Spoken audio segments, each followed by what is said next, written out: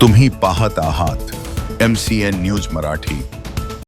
वाशिम जिल्ह्यातील कार्यालयात महाराष्ट्र राज्याचे कृषी मंत्री दत्तात्रय भरणे यांची शेतकरी प्रतिनिधींनी भेट घेत पीक विमा संदर्भात सविस्तर चर्चा केली। या बैठकीत शेतकरी योद्धा कृती समितीचे संस्थापक बालाजी सोसे यांच्यासह प्रवीण गीते, किसनराव आठवडे, सिद्धेश्वर आंधळे, शिवानंद सांगळे, आकाश खरात आदी प्रतिनिधी उपस्थित होते।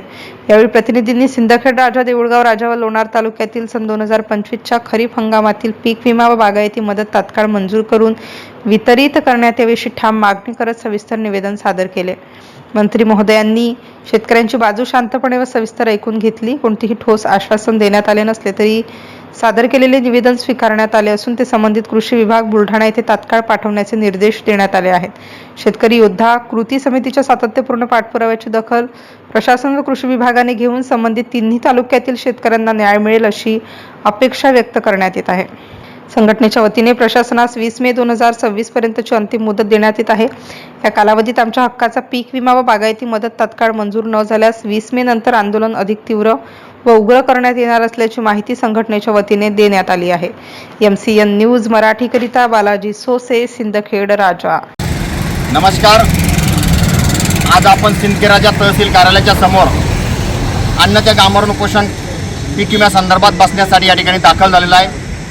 आज सकाळपासून जिल्ह्यातील सर्व प्रशासनासोबत सविस्तर चर्चा या ठिकाणी झाली आणि त्यानंतर उपोषण स्थळावर आम्ही दाखल झाल्यानंतर संबंधित कृषी मंत्री दत्तामामा भरणे यांचे PA यांच्यासोबत आपलं फोनवरून या ठिकाणी बोलणं झालं आणि त्यांनी उद्या या पीक विम्यासंदर्भात चर्चा करण्यासाठी वाशिम या ठिकाणी आपल्याला या ठिकाणी बोलवलेलं आहे। शेतकरी योद्धा कृती समितीच्या कमिटीला त्या ठिकाणी टीमला त्या ठिकाणी शेतकऱ्यांसोबत चर्चा करण्यासाठी त्या ठिकाणी आपल्याला बोलवलं आहे। त्यामुळे आपल्याला संबंधित कृषी विभागाकडून आलेले हे पत्र तसेच संबंधित कृषी मंत्री साहेब यांच्याकडे चर्चा करण्यासाठी आपण उद्या वाशिम या ठिकाणी जात आहे। त्यामुळे आजचं आंदोलन तात्पुरतं आपण या ठिकाणी स्थगित करत आहे, कारण शेतकऱ्याची चर्चा ही संबंधित मंत्री महोदयासोबत झाली पाहिजे। याच पार्श्वभूमीवर आपण उद्या वाशिम या ठिकाणी जात आहे।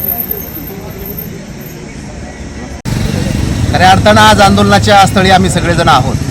खरं तर आंदोलन म्हणलं म्हणजे शासनाचं आणि व्यवस्थेचं लक्ष हे प्रश्नाकडे वेधण्यासाठीचं एक रूप असतं आणि त्याच पार्श्वभूमीवर आम्ही पीक विम्याच्या संदर्भात आणि शेतकऱ्याच्या समस्या संदर्भात शासनाचं लक्ष आपल्याकडे वेधण्यासाठीची भूमिका आज घेतली होती। पण यामध्ये वरिष्ठ स्तरावरून, कृषी मंत्रालयाच्या स्तरावरून, कृषी मंत्र्याच्या माध्यमातून आदरणीय बालाजी भाऊ यांच्यासोबत समन्वय आणि संवाद झाला आणि त्यातूनच या आंदोलनाची पुढील रूपरेषा ठरली। उद्या कृषी मंत्री महोदयांची वाशिम येथे भेट होणार असून त्यानंतर चर्चा सकारात्मक होते का या संदर्भातला विचार करून पुढील आंदोलनाची दिशा ठरवण्यात येईल। पण हक्काच्या शेतकऱ्याचा पीक विमा घेतल्याशिवाय आम्ही शेतकरी योद्धा समिती स्वस्थ बसणार नाही, हा सुद्धा सज्जड इशारा या बाईटच्या माध्यमातून आपल्या सर्वांना देत आहे। शेतकरी कृती समितीचा विजय असो, शेतकरी कृती समितीचा विजय असो।